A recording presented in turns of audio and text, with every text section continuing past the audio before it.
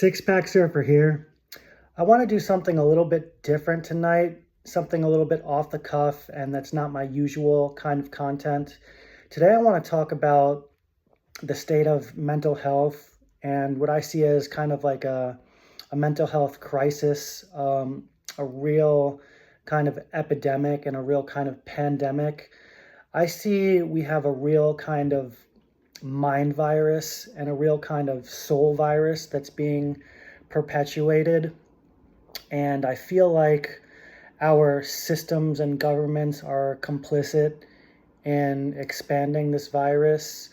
And I think you see it just in the state of the world and in our governments and in our systems, in the media and on the news, especially, and definitely on social media. I just see like I feel like I see more and more people kind of glitching out or acting out. I have run-ins with people who, have mental health issues. I personally have had service-connected mental health issues from my military background that I have struggled with in the past. I've run into people who kind of have covert mental issues and they'll kind of project that pain onto others. That has happened to me.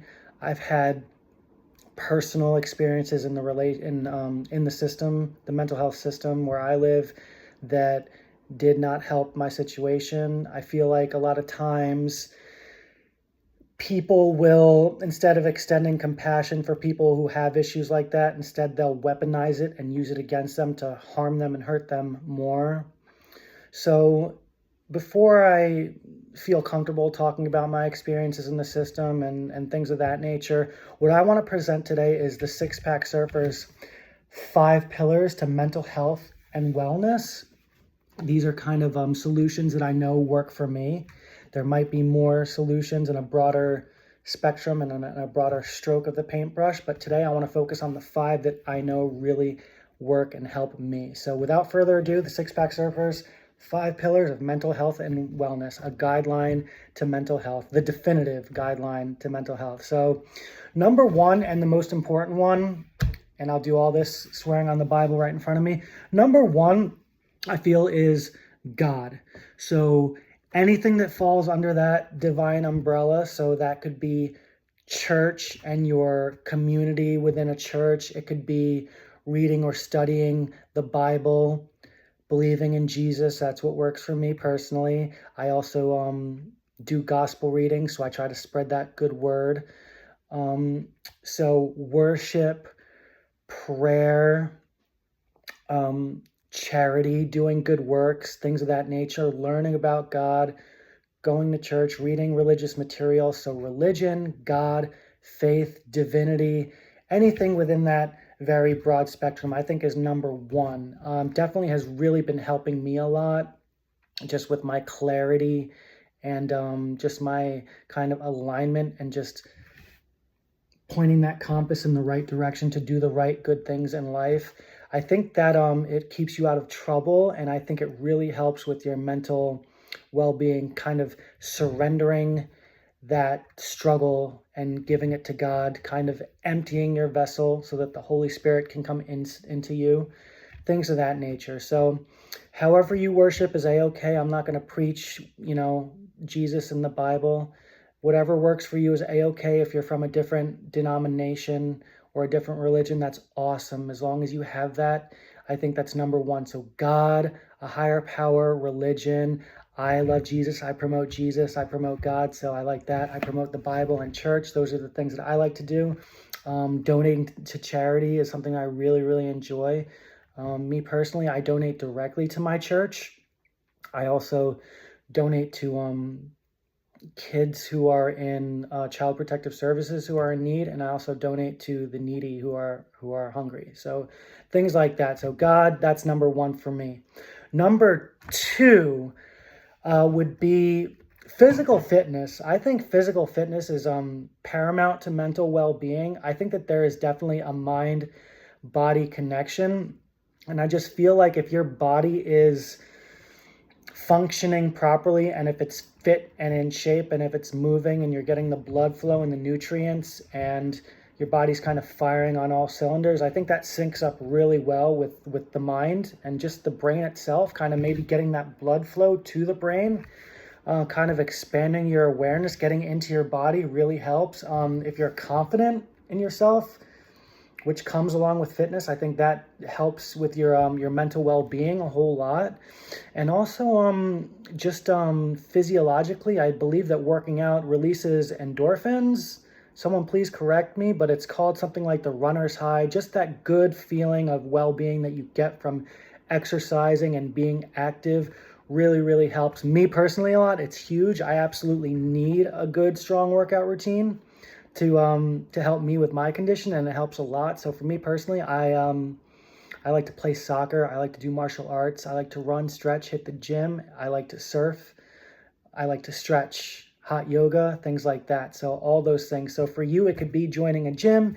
It could be kayaking, could be playing tennis, riding a bike. So there's individual sports, there's team sports that you can do.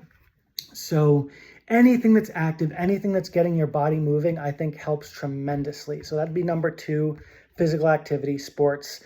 Anything that falls under that umbrella works really well for that mental well-being. Number 3, and this kind of parlays with the physical fitness, nutrition. So you want to feed your body with good fuel and good nutrients, vitamins and minerals, because you want your body operating properly.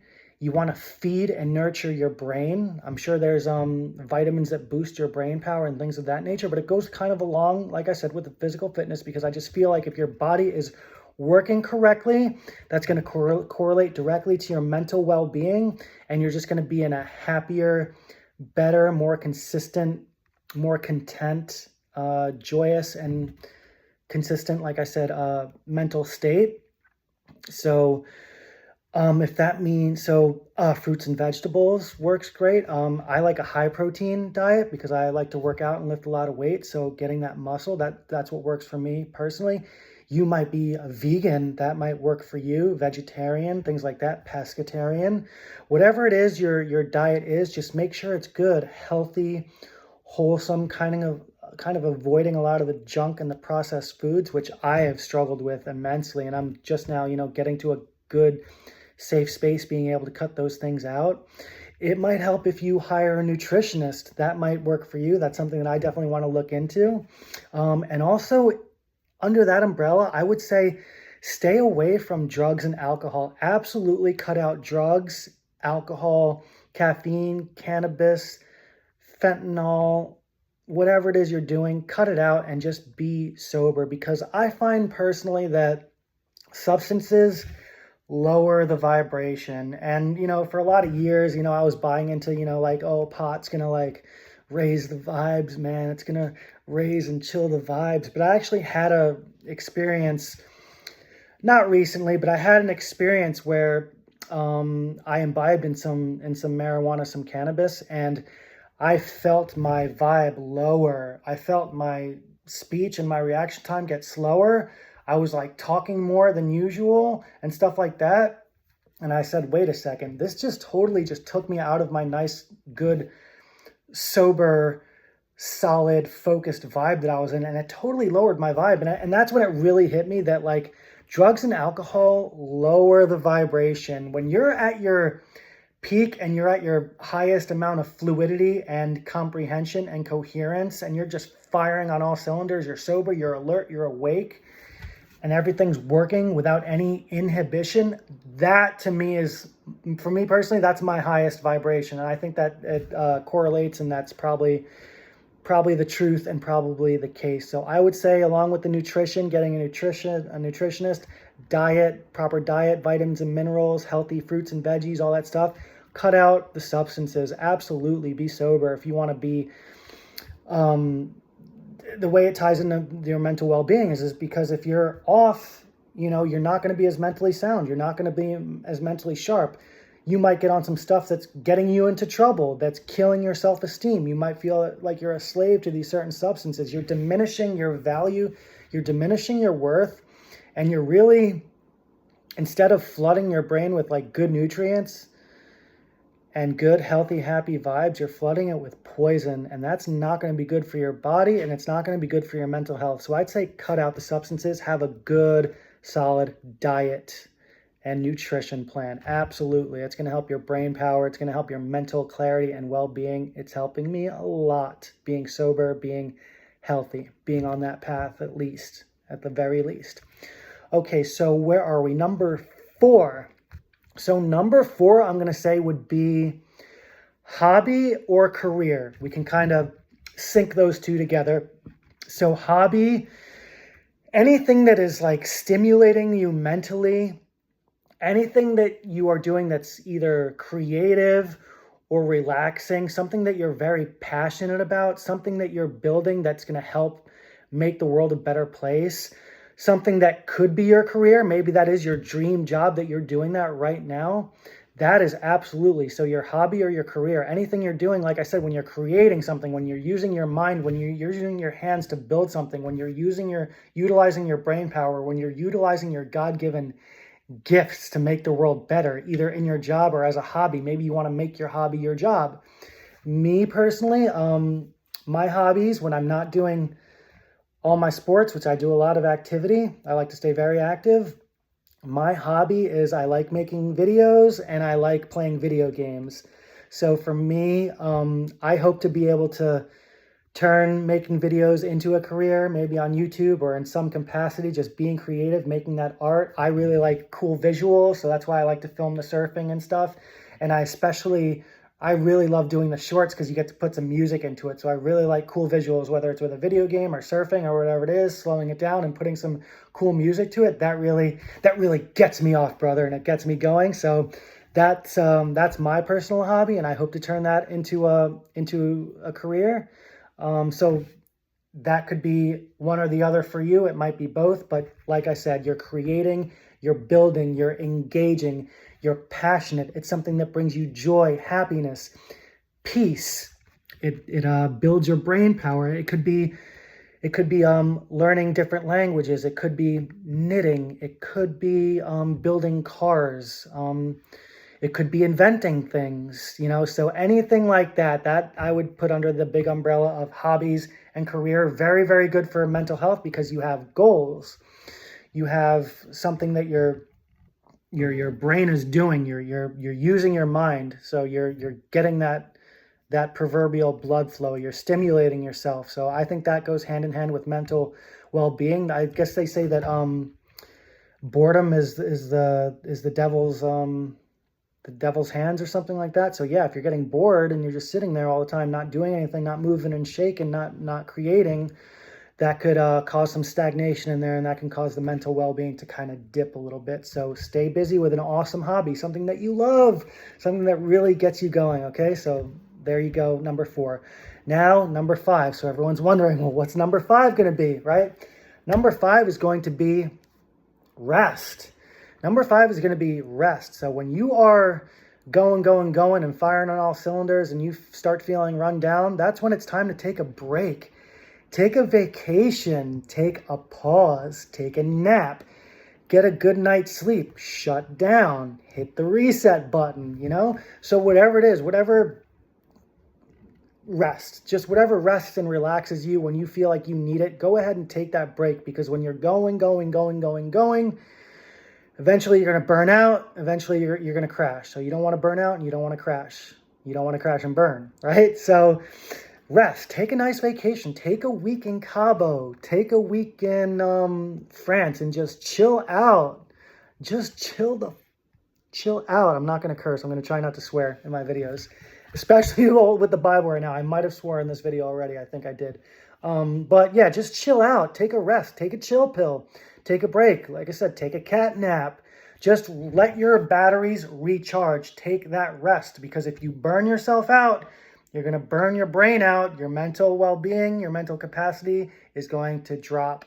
So, it's good to be going. It's good to be active, but make sure you get that rest. So number 5 would be rest, vacation. Take a pause to take a deep breath, a deep sigh, and just relax and let your body and your mind especially recharge from all of that activity. Let it Let it get a good night's sleep. Get into a good sleeping pattern. There it is. Quit caffeine so you're sleeping better. I made a video about that. Get into a good circadian rhythm, which I'm now hitting. I'm feeling way more rested and way more energetic, and it's helping my mental well-being tremendously. So I think that about covers it. We're running about 15 minutes here. We got to cut this video. But it came from the heart. It's genuine. And if I can just help one person out there, because we'll get into what these systems are pushing when it comes to mental health, and it's not the remedy. It's just not. It's the poison. They want to spread the mind virus, and I've been quiet about it for long enough. And maybe later when I feel comfortable, we can get into my personal anecdotes of what I've experienced in that department. But for now, we'll stick with my 5 pillars of mental health and well-being. I hope this helped somebody, even if it's just one person. And if you're on the fence, or if you think I'm full of baloney, maybe try giving these a go and see if they help. If they help, maybe keep going. If they hurt you, throw it away, right? And try something else. But these have helped me, so I hope I can maybe help somebody else. The 5 pillars of mental health and well-being with the SixPack Surfer. Thank you so much for watching. I hope everyone has an amazing day. And if anyone is having any kind of issues, whether it be mental issues or financial or relationship issues or whatever it is, SixPack Surfer will go ahead and say a prayer for you tonight on my own personal time. And we're always praying. We're praying for everybody. I'm praying for my family, my loved ones. Even I pray for my enemies, and I forgive myself for all the things I've done, and I pray for myself as well. So I've emptied my vessel for the Holy Spirit to come in. I've surrendered everything to God. He's running the show here. That's why I'm posting a lot, because I'm not posting. It's just, like I said, it's a creative outlet for me. So it's just whatever is coming out, and I'm just putting it up. So I am staying hidden. I'm doing my best to stay hidden. I have a very small audience here, and I don't really care about the views or anything. I just want to have a positive message, and I just want to make the world better in my small lane. So with that being said, I hope everyone just has a great night. I'll say my prayer for everybody, and God bless. Thank you so much for watching, and don't forget to subscribe if you want to, if it helped, to the SixPack Surfer. Ciao.